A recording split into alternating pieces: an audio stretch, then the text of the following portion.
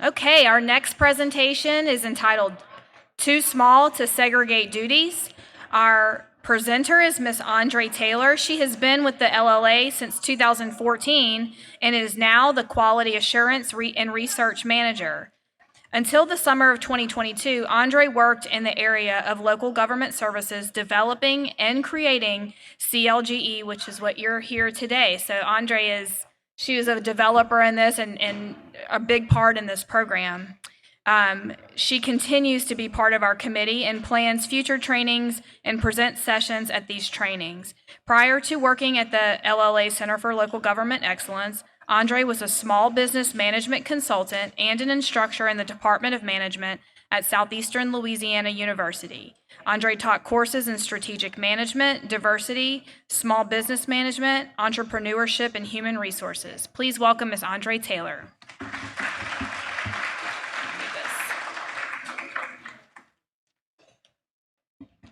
Okay, thank y'all. Oh, I don't need this, huh? You have to Is turn it your... off?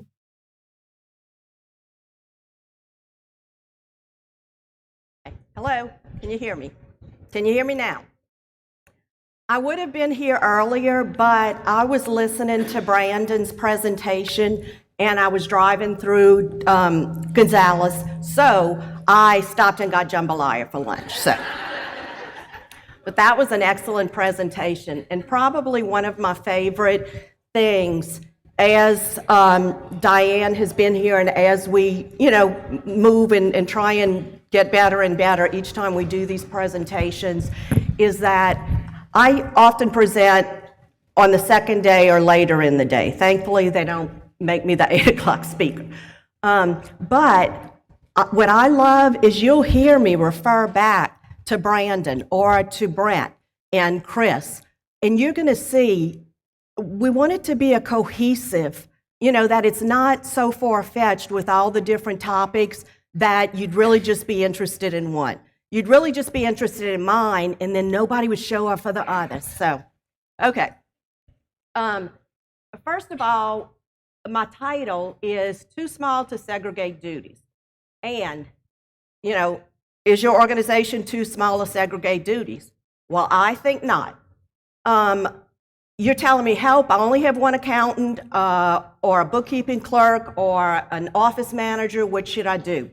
A lot of small cities or small organizations or nonprofits, they have only one individual who handles the finances, one public works employee, and then a mayor and a council who may be as few as 3 people. And with only one employee, you cannot segregate financial duties. No matter how good you are as an employee, you're still that one employee. At least to the best of my knowledge, we haven't gotten to where we can split ourselves and be in 2 places at once.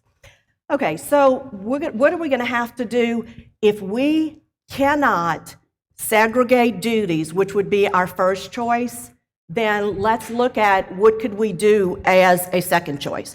So we're going to focus on controls. And a couple of the things that Brandon talked about and then that Chris and Brent also talked about in their cybersecurity presentation was, what are some internal controls? But I want to give you beyond what are internal controls. I think I have one slide on internal controls.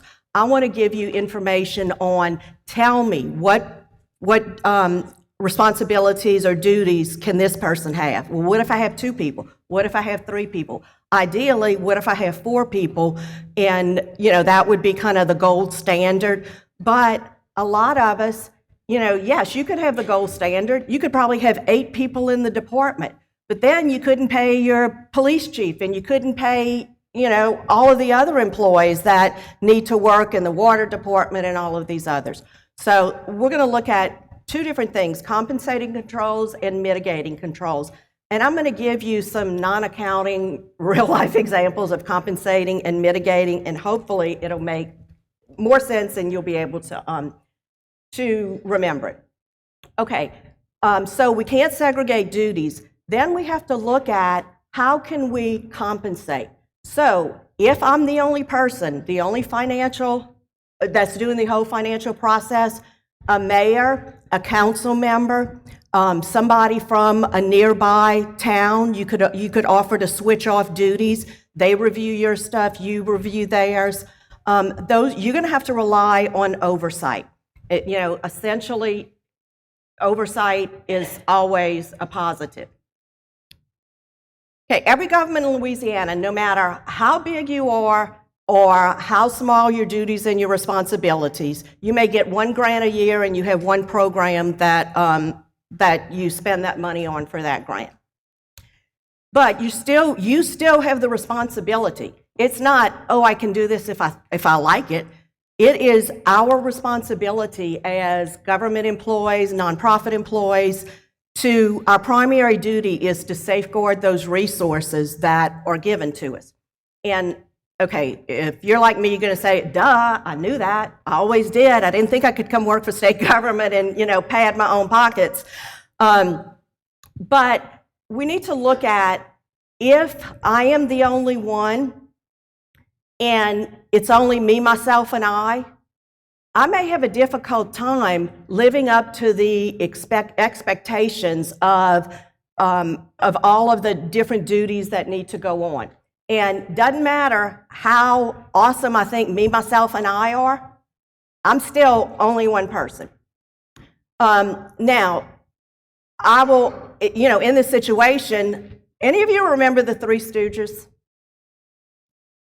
Okay. Well, for those of you that do, I learned something very interesting this week. Larry, Curly, and Moe. I thought those were the Three Stooges. I had kind of heard about Shemp.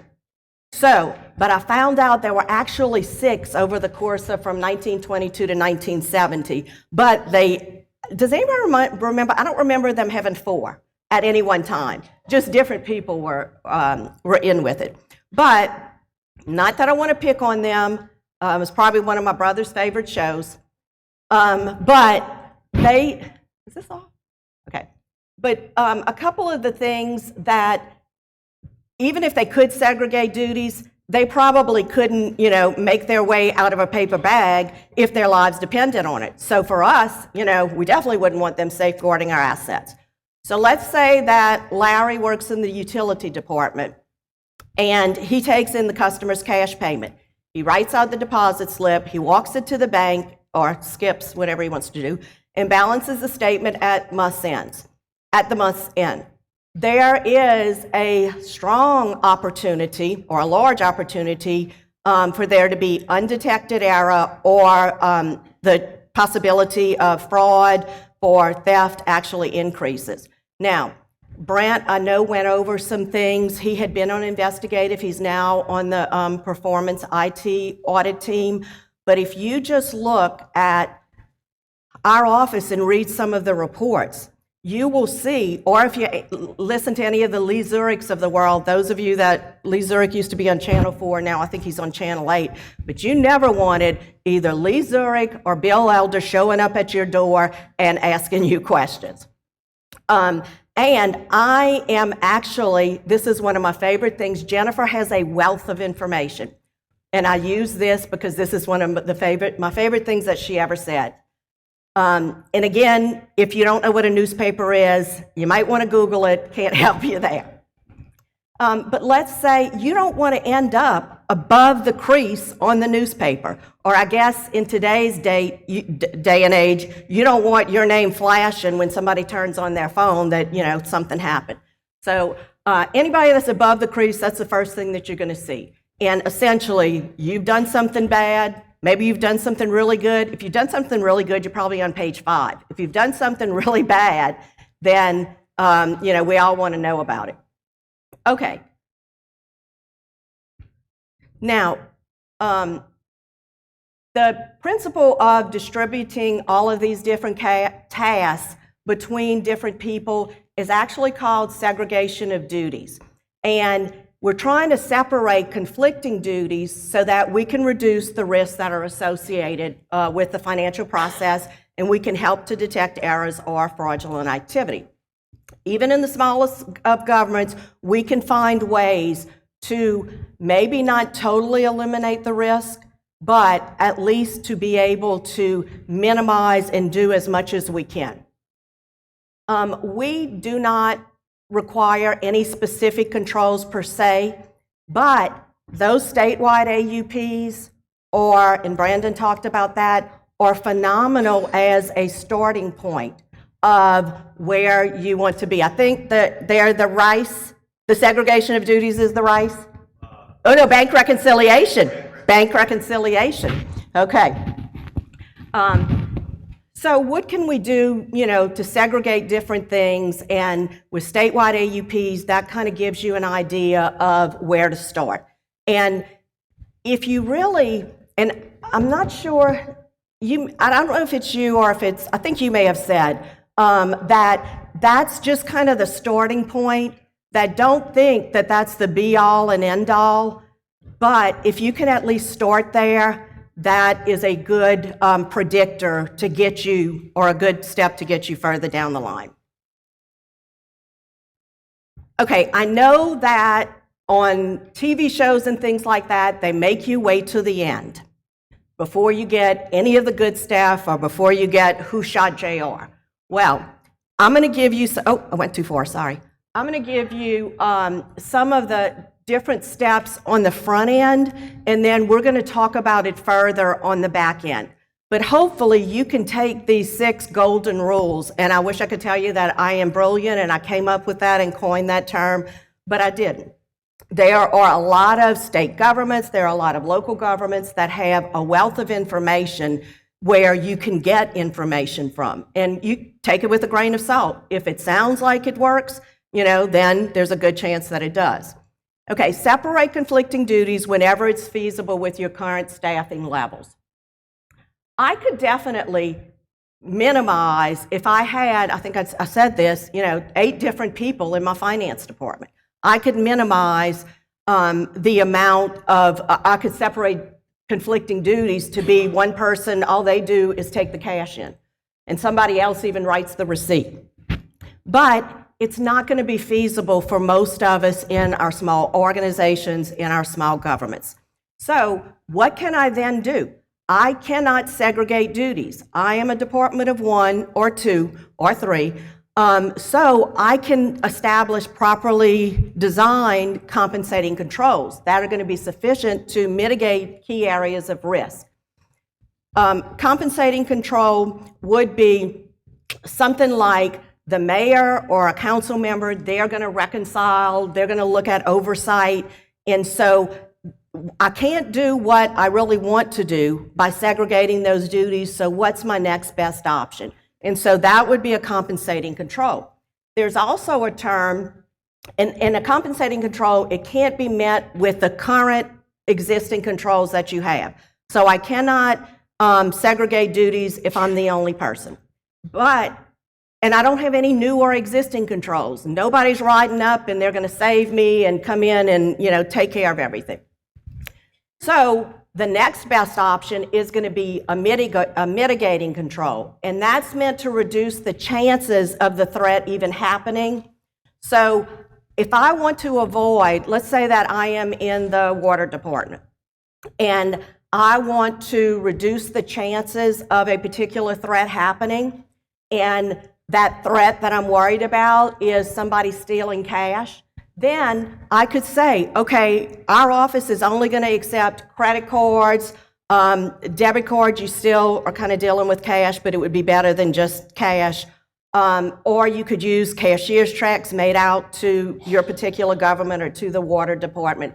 So that's a mitigating control where I can't, I don't have anything in my armamentarium that's going to help to segregate the duties. So if I do not, and if I'm concerned about cash, then I'm at least taking that out or reducing the chances of the threat happening. Okay, the next thing, document the controls that you put into place and include them in policy so that expectations are clear to employees and to management alike.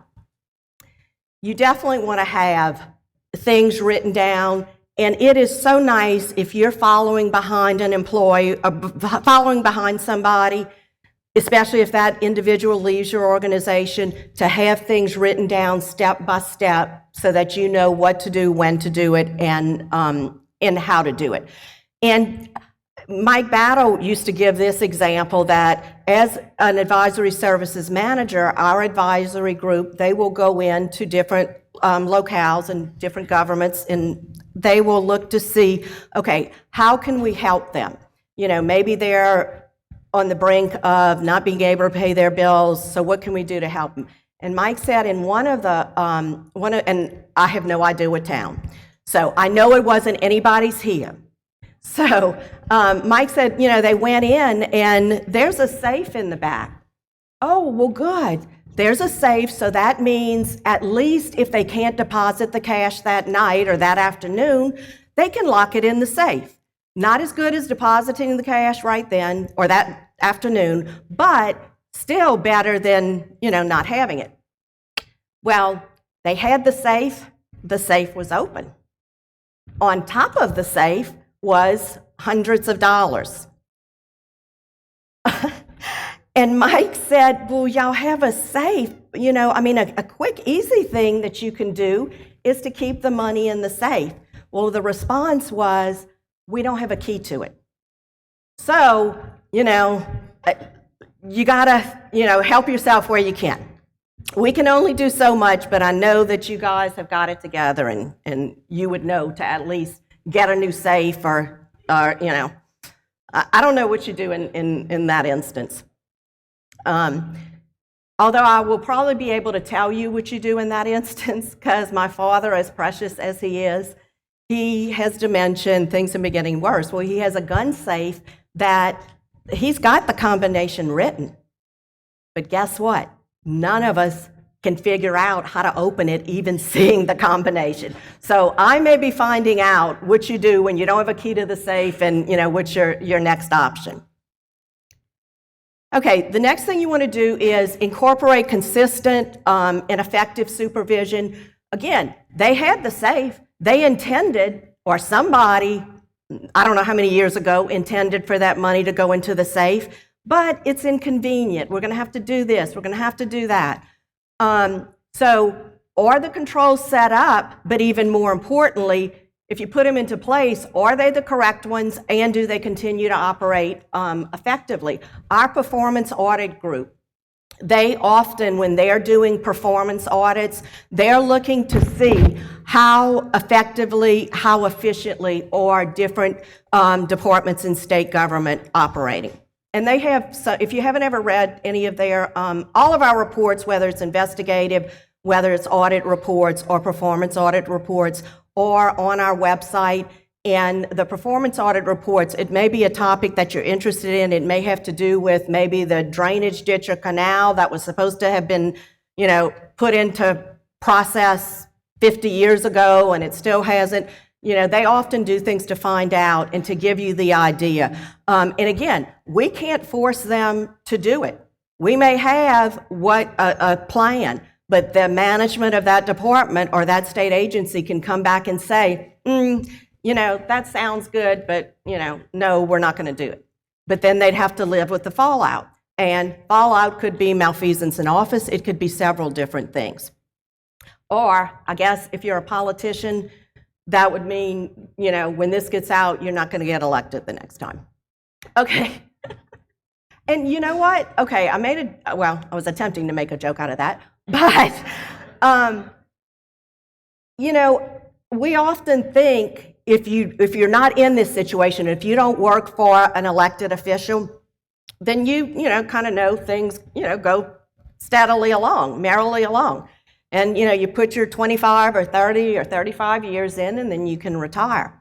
Well, those of you that work for organizations where it is an elected official, you want that official to get elected again, because the new official coming in probably has their own list of cronies that they're looking to put in place. So it's just as important or more important for you, because after all, it's what about me?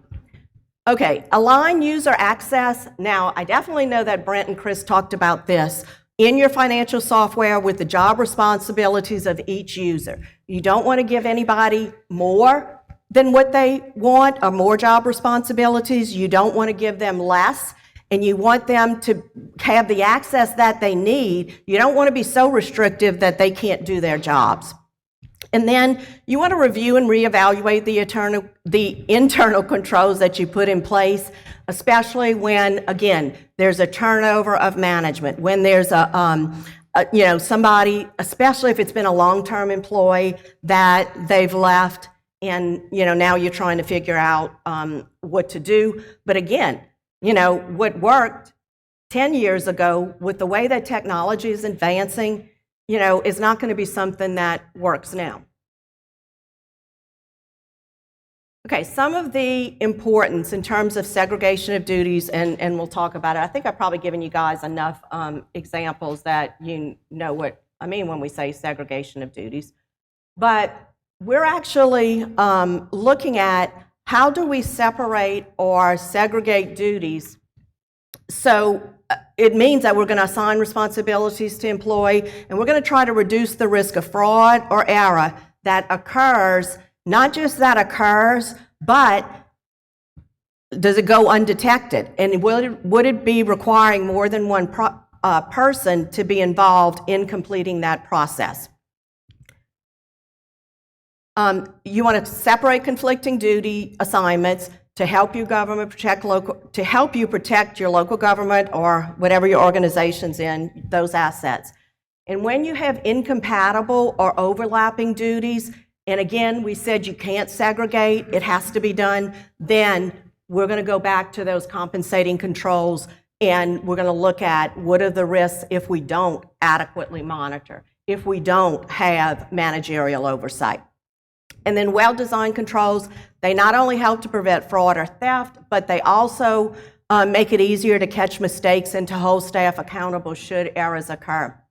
Several years ago, there was a changeover in the sheriff of a particular parish, and they contracted with our office for us to go left.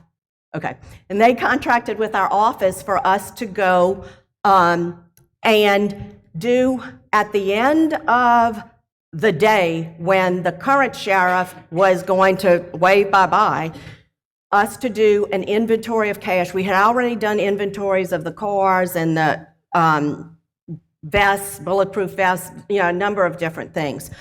But that sheriff is the one that wanted us to do it, so that when the new sheriff came in the next morning, he could not say, oh, well, wait, Sheriff A took 15 patrol cars when he left. So they wanted an independent third party, because the first sheriff could have said, oh, here's the list of assets. Second sheriff, thinks, yeah, it is, but it may not be complete. And completeness is one of the things that you want to look at when you're looking at assets. And then we talked about the importance of catching mistakes, and ideally, and again, Brent and Chris, I keep going back to them, but they gave such, and it's not just examples, but it's true things. There were people that had liability insurance for cybersecurity. So yes, it cost them $250,000, but it would have cost them $500,000 had they not had some type of control in place. They actually will, we talked about mitigating risk and the things that it can actually do. You're either going to compensate, where you can come up with somebody else that can do that particular duty, or you've got oversight, or you're going to have to mitigate it so that essentially you're trying not to have that particular outcome. Fraud prevention and detection, regulatory compliance, and then stakeholder trust and transparency. All of these things come into play when we're looking at how important stakeholder duties are. How important segregation of duties are. Okay, real briefly, internal controls, processes that are put into place by somebody in the management or your council, and it's going to provide reasonable assurance. If two people want to collude together, then your chances of finding that fraud or figuring out, or that fraud progressing, are much greater or much less than if I'm the only person that has, that can do everything to perpetrate that fraud. So reasonable assurance, the achievement of our objectives relating to operations, reporting, and compliance. The next one is that effective internal controls are an integral part of our governance system and our ability to actually manage risk. So anything, the nuts and bolts of it, anything that helps safeguard assets, that's going to be an internal control. Anything that would help make more effective and efficient use of those assets, that also is a part of internal control. Now, I learned that GIF is not GIF, or is it GIF or GIF? GIF. Okay, I've been calling it GIF all this time. Needless to say, the only time I can use any of those things is if somebody sends it to me. So I have a picture of a nice German Shepherd and some dollars. So let's say that, have any of you ever passed by a repair shop or an industrial building? And have you seen an internal control named maybe Major or Champ? Any of you saw the Doberman Gang, like probably 50 years ago? But, that's an example of an internal control. So, it's there to protect any would-be robbers. I think in the case of Major and Champ, it may have also been Secret Service members. They will think twice before stealing something that is guarded by that particular animal. Now, yes, that's a good thing that I can do, and that's going to stop. But, ideally, if I had a security guard or if I had an employee that was doing that, and monitored and a number of different other things to safeguard that assets, that might be more effective, but guess what's going to be more efficient? That dog that I'll have to pay his vet bills and liability insurance so he doesn't bite anybody and, those couple of things. So we can say our intention with that German Shepherd is to safeguard our assets, but not just that, effective and efficiently, and hopefully that's what we end up with. Okay, I'm not going to read through all of these, but there are 4 key principles when we're looking at segregation of duties. The first is custody. Who has access? Who physically has access to that particular asset? Record keeping. Who is now maintaining the records of our organization? And it may be a manual system, it may be an automated system. Authorization. Who can give formal approval, if it's in writing? Who can give that formal approval so that you can perform a specific function, such as paying a vendor? And then with authorization, how are we going to get that formal approval to perform a specific function? The last one is reconciliation.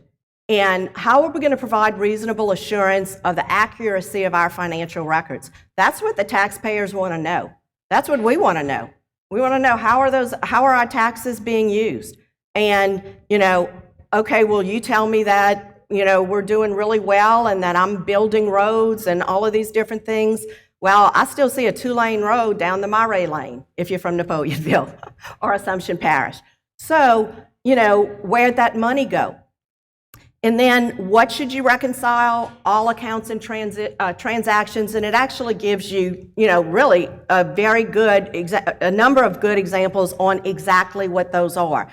And then who's going to reconcile it? It needs to be somebody that is performed by a person, but they have no cash handling responsibilities. It needs to be dated and initialed. And when your auditor comes in, they're going to look to see, when they do a sample of your bank recs, they're going to see, did somebody date it? Did somebody initial it? Did somebody sign it? And then you also, an additional step is that reconciliation would be reviewed by an independent party. And not necessarily everyone that you do, but for several of them, it helps, even just to know there's somebody else looking over your work, often will get us to, be more conscientious in what we're doing.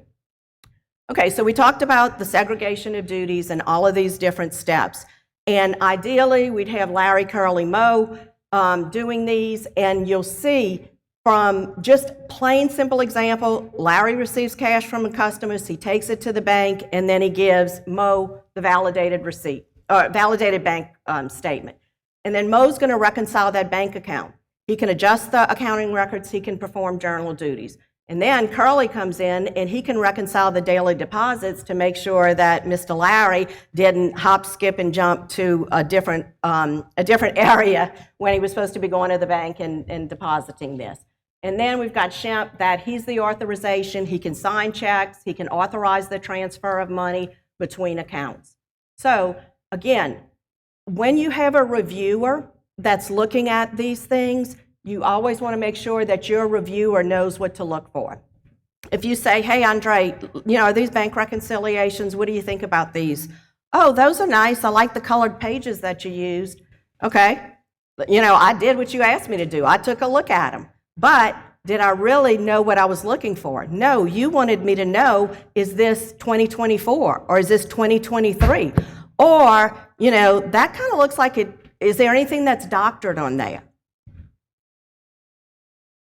And this will give you, again, if you had 4 different individuals, then you could do it. You'd have the segregation of duties. This will give you some of the specifics, not with Larry, Curly, and Mo, but you'll at least be able to go through and to see the 4 different functions of a well-separated system for banking responsibilities. Now, we're going to actually look at the ideal would be for a cash receipts. This is an actual cash receipts transaction cycle. And we're actually going to look at what would be the optimum. Okay, we have 4 employees, and we've got the things that employee A does. Approving invoices, recording cash receipts, entering account adjustments, and then completing monthly bank reconciliations. Well, if those are the things that employee A does, then what is employee B doing? Employee B is not doing any of those same things that employee A is doing. Receiving cash and reconciling that cash drawer daily, those are different functions from employee A. Employee C, completing the daily bank deposit slip, authorizing the account adjustments, and then preparing the annual budget. And again, it doesn't have to be exactly like this, but this at least gives you an example of one way that it can be done. And remember, as a legislative auditor, we're not telling you have to do it this way. We're just trying to give you some helpful ideas and suggestions. And then D, approves the billing rates, the annual budget, initiates bank transfers, reviews the monthly bank reconciliation and report. Now, when we go to 3 individuals, with the 3 individuals, you're going to see, okay, we have now moved some of employee A's jobs. Let me see if we got. Employee B still continues doing what he or she was doing before, but now employee A or employee C will pick up additional duties. In this instance, and ideally, it would be employee C that would pick it up with the 3 individuals. And then again, as we go down, you're now going to start seeing on the previous slides, employee A only had the 4 duties that they were doing. But now we only have 2 people, so he or she picked up a 5th duty, and employee B, again, is going to have a longer list of duties and is not going to be fooling with having the cash or things not reconciling. Okay, when would there be an issue? And essentially, it's going to be any time that somebody is serving more than one key role, and you can easily see authorizing, processing, recording, reviewing, or handling any of the assets. But it's a big issue when there's no compensating controls. So that's what we're looking for. I cannot segregate duties, so what's my next best option? Well, it's going to be compensating controls. So if one person's going to perform 2 of the functions, like we saw employee A or employee B, then there's going to be a risk that the opportunity for something to go wrong. Again, only one person is doing all of these functions, and Mike Battle, can't believe I'm quoting him this much, but he has a good saying where he says, and I think Roger Harris might say this too, our head of investigative, don't put a good person in a bad or a tough situation. And Roger, when he does his fraud presentations, he'll say, Who would steal from the, petty cash drawer? You know you're going to pay it back at the end of the day, but who would steal? Oh, no, no, no. Well, he continues with that analogy, but his final thing is, you have a child that if you don't get them this medicine by 5 o'clock today, that child or your spouse or loved one is going to pass away. Okay, so then, it's not quite or not easily as clear. And so if I have no access to cash, then I'm going to be begging on the street or whatever I have to do to get that money to do it. But if I have a petty cash drawer that has $100 in it, it never starts as, oh, I'm going to take $100, but I'm going to pay it back tomorrow. No, it often starts like, oh, I'm going to take $10 and I'll pay it back tomorrow. Well, you don't get caught. I'm going to take $20. And, so most frauds don't start, at the top of what you're looking for. It progresses as people realize there are no internal controls in place or no mitigating controls. Okay, again, if you can't segregate it, some of the issues, the risk exists that presents the opportunity for something to go wrong. In the instances that we're talking about, essentially it would be a theft of assets, and specifically cash in this instance. Compensating control is going to be needed to reduce the risk. And the compensating control, if you're a one-person office, or one-person finance department, is often that extra layer of review.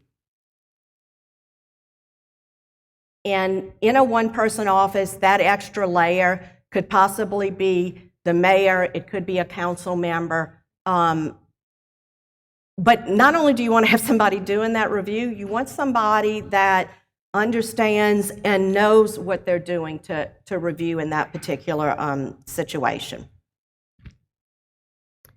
Okay, compensating control, it can limit the severity or prevent it from being a material weakness, and it can also mitigate it, but or move towards mitigating it. You can have a mitigating control that's in there, but it's not going to eliminate the entire deficiency.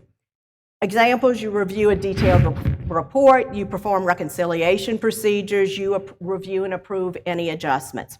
If they're monitoring controls, then, which means if something is a monitoring control also, that means that in the event that something goes wrong, will that second control catch it?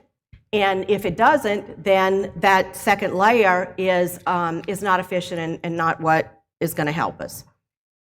Some of the things, and you guys know this from having lived it, limited resources, lack of specialization, staffing issues, any overlapping roles and responsibilities. And then some of the different strategies that we can look at, and again, this is giving you specifics. I hope that you can take some of this information if you agree with it or if you feel like it's helpful to you and go back to your governments, to your organizations, and essentially, use this as kind of a cheat sheet. But the first thing you want to do, look at the tone at the top that you want to set for your organization. And this would probably be more likely to happen in the for-profit world, where the owner of the company is spending money on all of these lavish dinners and lavish parties and things like that. Well, as a state employee, you can't do that, and you can't even have a party for the people in your office just to say it's a party or to give them a retirement gift. Those are state funds, and we have to guard those assets. So we want to look at the person that's in charge of your organization. Then, what policies do you have that's going to incorporate actions? On our website, we have different examples of policies and procedures. And, what's going to happen? Not just, okay, what are the actions, but guess what? What are the actions if we don't follow them? And then, ideal local government leadership, you want them to be active, responsible, observant, and communicative. When we get into election season, we may all want to remember that. Once you've established those standards to follow, then we've established them, we've gotten the people who need to do the buy-in that, okay, yeah, this sounds like a good idea, this is going to work. You've talked to the people that are actually doing the job so that you understand whether this is going to work or whether you're creating 15 hours of work for them to save or to not lose $1 or to have $1 misplaced. You have to look at the cost benefits. And then we've embraced them, we've gotten the buy-in. Okay, so now let's put them into procedure. I know with our office, before we get, when we get an email that says, please add this to the handbook, this is a new policy on telecommuting. That is not the first time that HR went in and wrote what that policy was. That policy went through legal, it went through HR, it went through the directors of our organization, it went through Mr. Wagaspack. So we've now got buy-in, and so let's formalize them, let's put it in. So if I want to know as an employee, what the consequences are, it's in there, what will happen. And then policies around financial, get your employees to agree to it. Every year, we sign something that says we've read the employee handbook and we agree to those policies. And it's a number of other things that we're attesting to or agreeing to. And so, Diane cannot come to me and say, or I can't if Diane comes to me and says, but Andrée, you're not supposed to wear jeans. That's one of the things that we can't do. We can be business casual, but we can't wear jeans. And I could say, oh, Diane, I never knew that. Oh, I'm so sorry. Diane's going to say, but Andrée, look, you signed here that you had read that employee handbook. So if whoever trained me did not tell me to read that book and encourage me to know those policies and procedures, that person's probably not going to get fired. It could be me for totally breaking a company policy. Some of the things, ethical behavior, establishing a whistleblower policy, background checks, vacation leave, how do you perform a risk assessment, how do you manage your software. Again, our IT department, it's probably not quite as bad that when I call, they have to say, Andrée, did you turn on the computer? But they may have to say, Andrée, is the computer plugged into all of your monitors? So that essentially is them managing the software. They have control over what we can and what we cannot put on our computers. And then policies are going to be most effective when they're followed through with practices and actions. In January, we have our office's winter training, and Lizzie is in charge of that. So she's got to make sure that the speakers that she gets and the things that we're being taught by members of our organization regarding ethics or other required training, maybe cybersecurity, that's going to fit in line with what the laws are. The other thing, in terms of following through, plan financial reviews. Are we, looking at and doing what we said we'd do? And then sometimes you actually have to outsource your duties. And outsourcing the duties may mean that you've got to, if you can afford it, to get just a bookkeeper or a contract accountant to do it. A lot of smaller organizations and smaller offices will outsource their payroll duties, because things such as payroll and forgetting to pay employee and employment taxes and payroll taxes, that's going to cost, and that's a really serious situation. So if you don't have the competency or if you don't have the personnel to do it, that's often probably one of the first things that gets outsourced.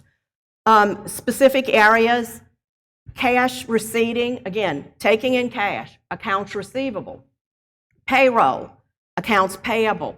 The topic tomorrow, the 4 hours, and I strongly encourage you, if you can, to be here. It's on purchasing and procurement, and we've talked about in the past, like state issues with purchasing and maybe local issues with purchasing and procurement. But tomorrow, I think, is going to be the first time, Diane, is that right, where we even go into federal procurement issues? So I want y'all to come to all of our sessions, but it's a lot of you have asked for this. The way we get our topics, we actually plan to, or we try to do as closely as we can to what you need. Inventory, capital, and other valuable assets, banking systems, general ledger. Again, how do we implement it? Risk assessment. What are those critical processes? How do we implement, how do we design effective controls? You may want to ask a neighboring village, a neighboring town. How are we going to monitor? How are we going to assess? And then, we have to have flexibility and adaptability, especially as technology changes. The next several slides, and again, they're very detailed, so I'm going to let you guys look, but I have given you very specific examples of what needs to happen in a one-person accounting department. How do we mitigate the risk? What else can we do? And this actually gives you the chart. Okay, cash receipts, accounts receivable, payroll, accounts payable. This is what Clerk 1 does. Nobody else works in that office, and so that's what either the mayor or a council member or some outside party has to do. This goes through the other areas that we talked about that can lead to a problem or an issue. Purchasing and procurement, capital assets, banking, and then general ledger. Now, the first one that I did for you, we got 4 employees and we went down to 1. So what do? This one, we start with 1, and as your organization may be able to grow, then you can see, okay, now how do I split up the duties, or what do I do? And again, it's specifics. This is the duty, this is what Clerk 1 does, this is what Clerk 2 does, but you still have to have an oversight person, because remember, there were 4 different things that we talked about with custody and reconciliation and authorization, that you want to make sure that those are being taken care of. And then 3-person, and again, we're able to separate the duties. We're able to have more internal controls so that we don't need as many compensating controls or mitigating controls. And oversight is still going to play a key role, but now that you've got 2 different people in the process, it's a lot harder for 2 people to collude to do something than what it would be, or to make a mistake than what it would be for more people to do it, or for less people. If you have just 1 person, things can definitely slip through the cracks. And then this goes through Clerk 1, 2, 3, and please see that you still have that oversight person in each of these. And then the last several slides deal with practical suggestions. What can you do? And I didn't just say define and document roles clearly. I have a habit of not being able to finish the presentation because I talk too much. So I have given you, clearly outline what is it. What do you need to distinguish? And if you're not sure how to distinguish it, again, you can talk with your auditor, may have ideas. You can call our office, and we may have specific ideas on what you can do and how you can do it. Separate financial tasks, cross-training. That's very good when you can get employees to rotate. And if you can get employees, you want your employees taking vacation just so that you can, make sure, hey, is this process as efficient as it could be? Does somebody else, if that employee leaves and walks out the door at 3:09 today, can somebody come in and, would our office immediately be able to continue running? Dual authorization. Brent and Chris talked about what did they call it? The 2-step authentication. Well, essentially dual authorization, 2 different steps before the money goes out the door. Regular reviews, you want to use technology wisely. You want to document. Once you've figured out the process that worked for you, and it's not that you're going to document it, it's going to be put in stone, never to be changed. As times change, as employees change, as the risks change, then you have to kind of relook at it and do whatever you can to reduce the risk. And then rotate tasks. Again, we talked about that, rotating amongst the various employees. Okay, complete segregation of duties may not be achievable if you have a very small office, but if you can at least have some level of control, some level of oversight, then you can help to mitigate at least some of the risks of errors and malfeasance and not appear on the crease, above the crease on the newspaper. So, thank you.